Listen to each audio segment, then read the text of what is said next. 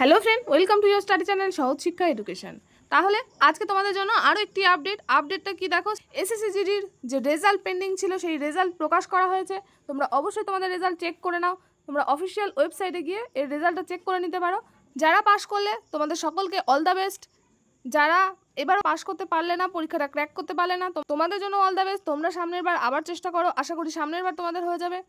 তোমাদের বলেছিলাম যে খুব তাড়াতাড়ি এই রেজাল্টটা পাবলিশ করে দেওয়া হবে এবং পাবলিশ করার কিছুদিন পরেই তোমরা মাঠের ডেট জানতে পারবে।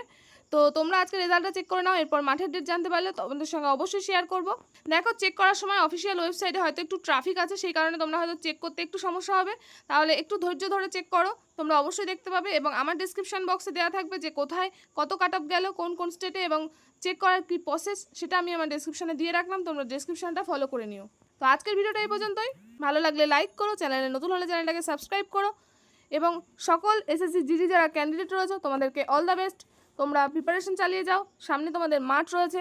তো আজকের ভিডিওটা এই পর্যন্তই, দেখা হবে নেক্সট ভিডিওতে। সবাই ভালো থেকো, সুস্থ থেকো। Thank you.